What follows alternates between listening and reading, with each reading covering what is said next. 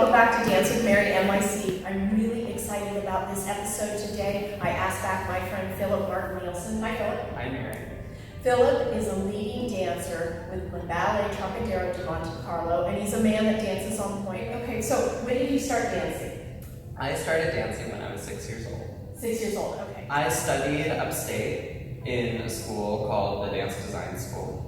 And one of my private coaches there, her name is Natasha Barr. She's trained a lot of winners in competitions in the ballet world, has a lot of dancers that are principal dancers in professional companies. And she really gave me my biggest foundation.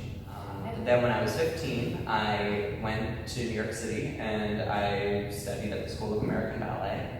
Okay. Did you always want to put on pointe shoes?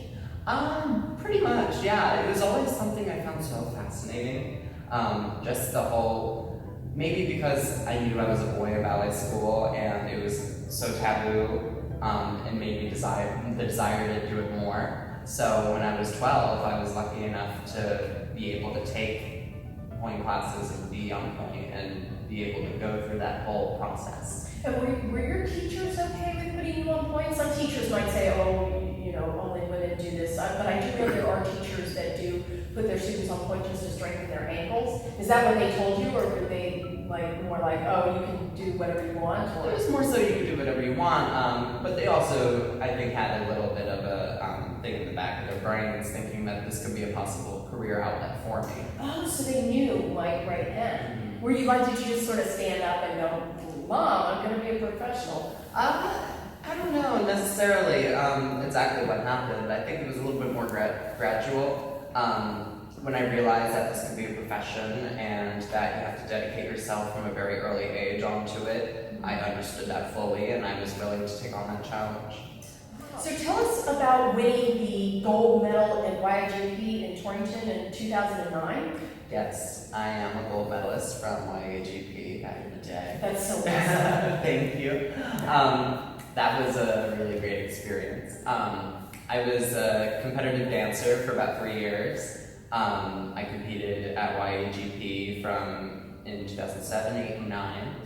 I was 15 when I went to SAB. You're 15. So you really didn't take classes on point, but you continued to study it? Well, simply I was, for maybe the first 2 years of it, I was doing it in my dorm room.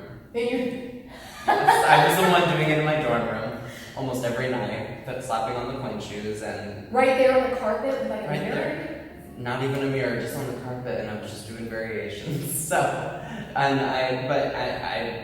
ignored the fact that I was in completely bad facilities to do something like that, but it was such a desire for me to do, and I knew the importance of doing point work that I just did it right then and there. And then my last year at SAB, I decided to use the Pilates room that we had. There was a little slab of Marley and a mirror and a bar, so I would do some exercises there. So keep yourself strong. But overall, your technique was getting stronger, right? So your overall point work was...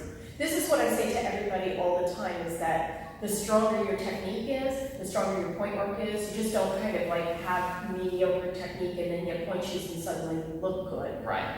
When did you know you wanted to be in the Ballet Trockadero? Did you audition, or did you get offered a job, or how did that work out for you? Well, I joined right away, right after school. I actually auditioned when I was 17. So before you even finished at SAB? Yes. Oh my gosh. It was the September of my graduating year. I was looking at the audition board because I knew that it was going to be time to audition for companies. And I saw, to my surprise, that there was a flyer for Ballet Trockadero auditioning. So I went later that week and I auditioned. But after the class, Tori Dogren told me that he would like for me to join the company. And that he was interested. So he offered you something right then and there. Well, no. There's a catch. The company has a policy that you have to be 18 to join, and you have to graduate high school. But luckily, he said that he is very interested in me, and that I am invited to come take class with the company whenever they're in town. And luckily, Trocadero is based in New York, So it was easy for me to get that coordinated. So did you try and go and take classes every time that they were? Yes. Yes, I would stalk the touring schedule online, and I would send an email and say, oh, like, are you in town? I would love to take class. And then it was 4 days before graduation from SAP, and I still didn't get a job yet from other companies I auditioned for. So that was in the spring of 2012. Okay, 2012. And I got an email from Trockadero asking, saying, we're gonna have a few days of rehearsal coming up, would you like to come? And I said, sure. And so I told SAB, and I said, they invited me to class again, may I go? And they said yes.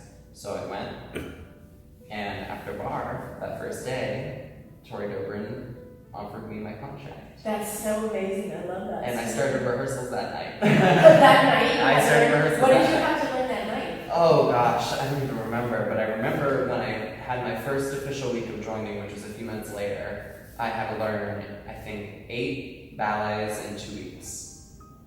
8 ballets? Yes. In 2 weeks? Oh God. That's a lot, that's a lot.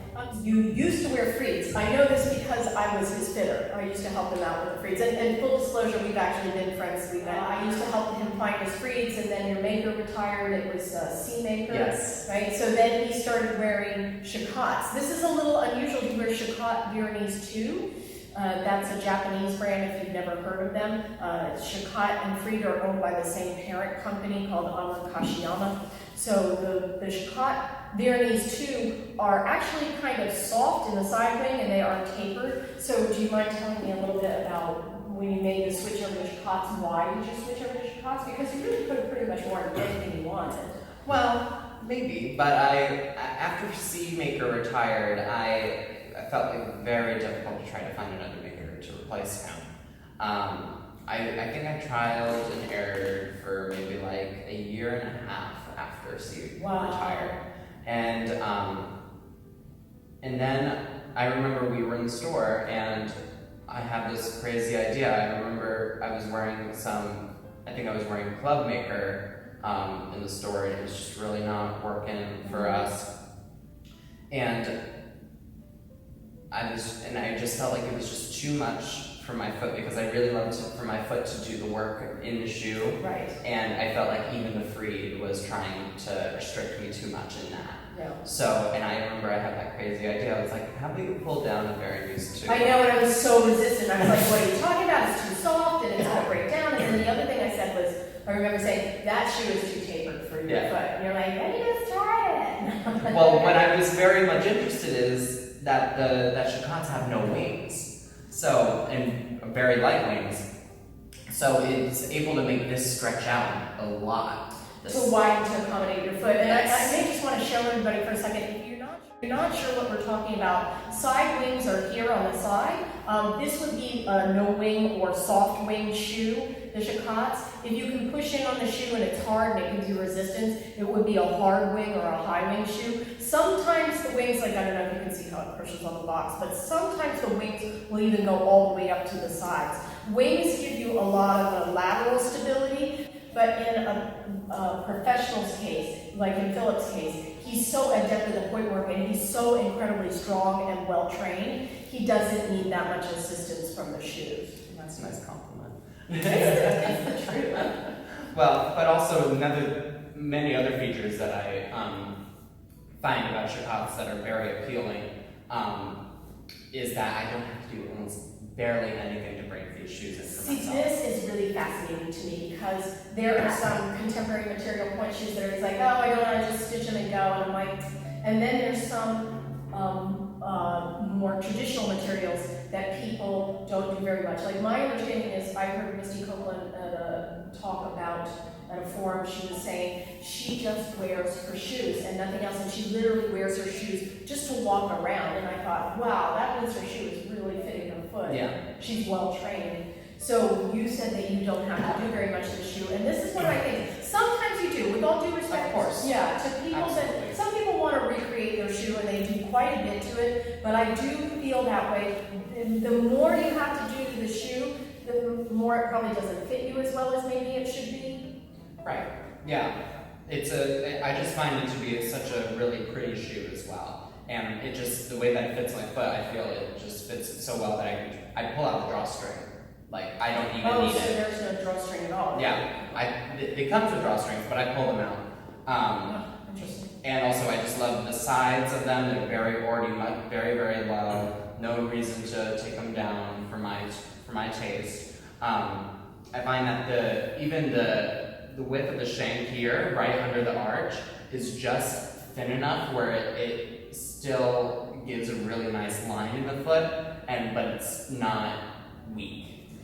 Right, and when I've seen you on stage, your foot does look supple, and it's kind of a little bit more old-fashioned thing to have that like macabre, Gelsenkirchen suppleness. Like some people don't even know who that is, but anyway, that was the big thing, throughout the 70s, that they really perfected that whole roll through with those dancers. Yes. And I think sometimes that's lost. Don't get me wrong. I mean, all the dancers that are dancing now are great, but it's just a different aesthetic. It seems like it's about getting up on a point and doing lots of turns and big steps. Yes. Whereas like some of that roll through maybe has been a little bit lost in all the physical skills that people have, but you still look very supple through your foot and you can point your foot very well. Thank you. I think I also credit that to my pre-point training. Oh, so you did have pre-point? I did have pre-point training. I was from the school of where you would do almost a full bar on point without point shoes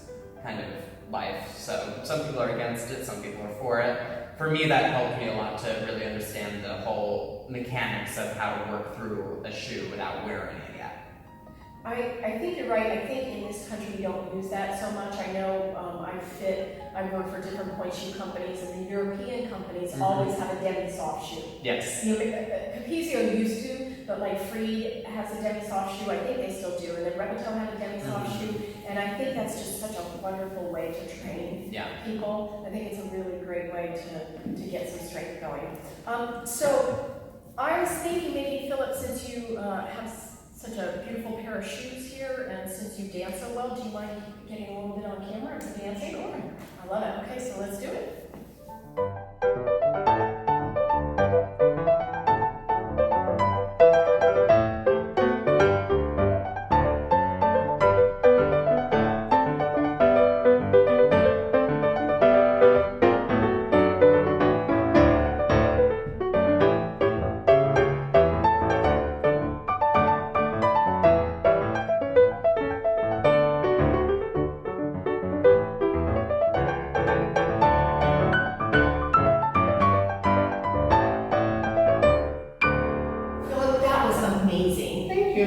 Thank you so much for coming in today. Thanks for having me. I had a great time. Yeah, I had an awesome time too. So everybody, make sure you click if you like something. Don't forget to subscribe and follow me on Instagram under Dancewithmary NYC.